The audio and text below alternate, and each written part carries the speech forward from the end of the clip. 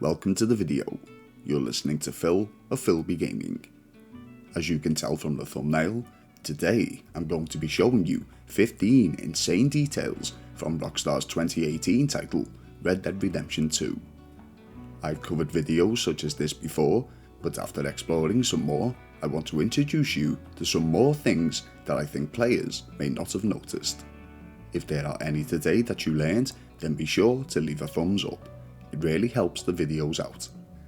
The level of detail in this game is absolutely fascinating, and players are still discovering new things even almost 5 years after its initial release.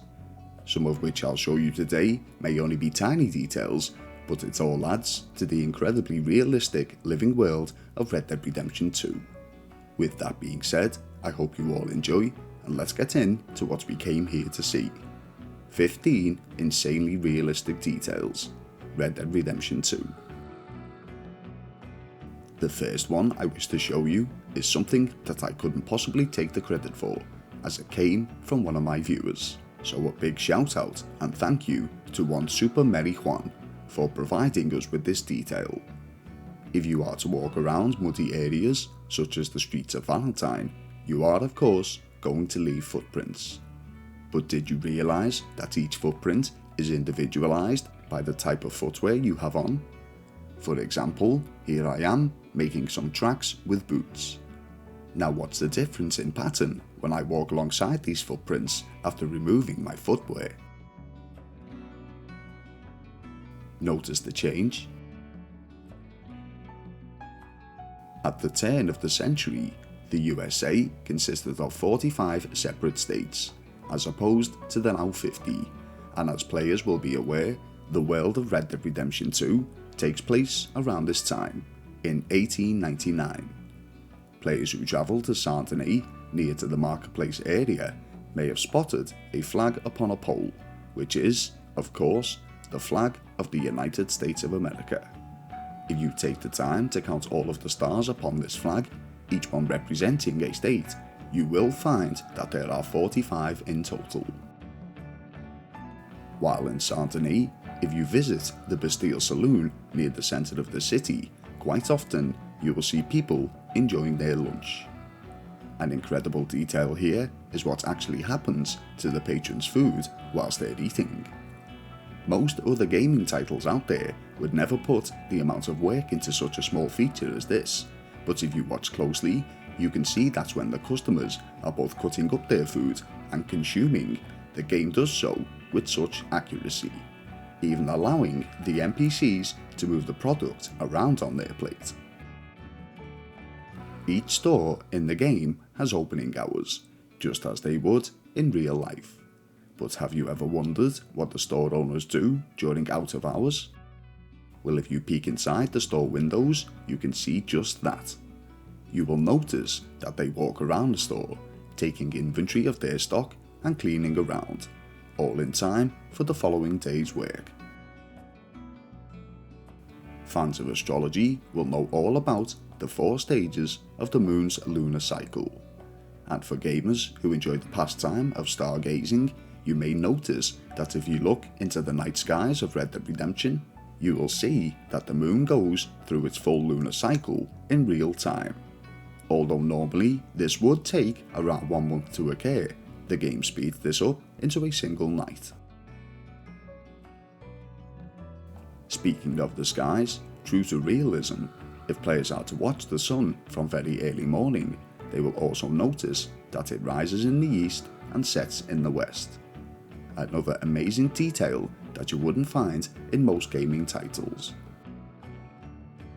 If the player somehow becomes filthy, such as after the brawl with Tommy in Valentine, if they haven't cleaned themselves when they return to camp, it can sometimes trigger a hidden scene with the gang's arbiter, Susan Grimshaw, in which he will scold Arthur and force him to wash.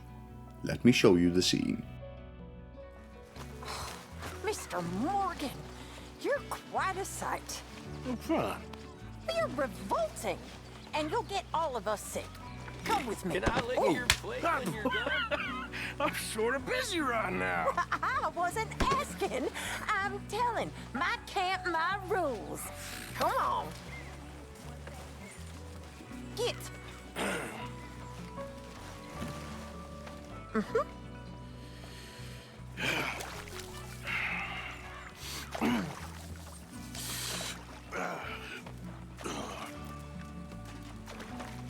Shut up. Here's some money for your troubles. Why, thank you, kind sir. If you choose to follow the NPCs of the world, but don't conversate with them, they will become irate with the player. This usually ends in them scurrying away in fear or turning violent against you. Here are some examples. It's all right. We're good. I'm gone, okay?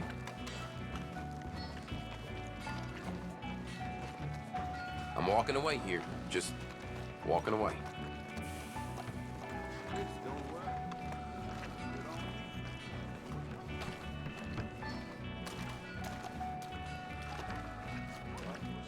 What you eyeballing me for?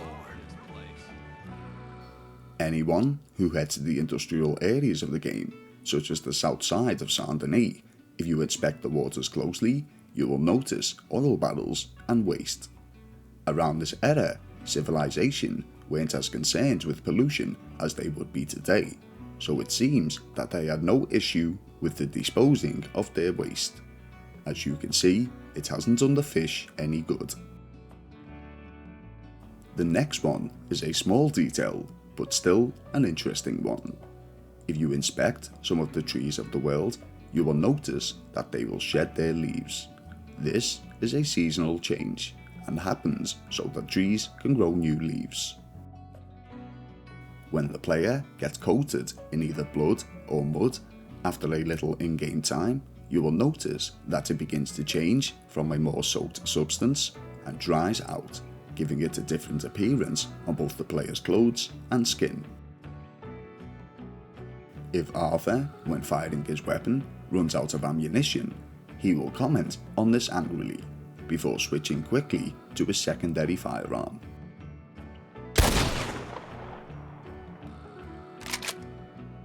Damn, I'm out of bullets. Every time. If you access the in-game map, whenever you're scrolling across to explore the locations, the game will make a whooshing wind sound, as if you're travelling there at high speeds.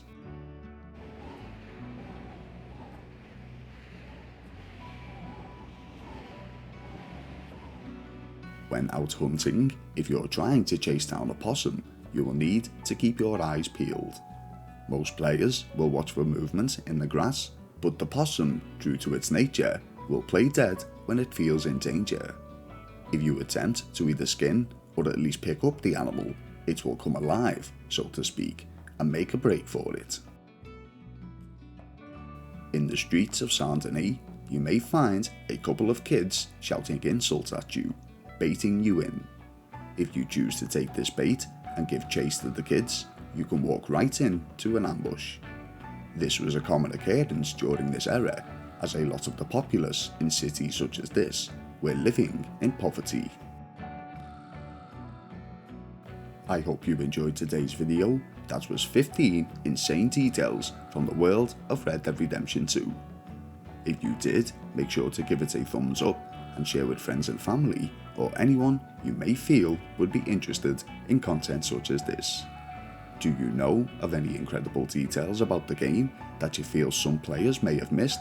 Please let us know in the comment section below, or by finding me over on Instagram. That's at PhilBgaming. Thank you all for watching. You've been listening to Phil, and I'll see you in the next one.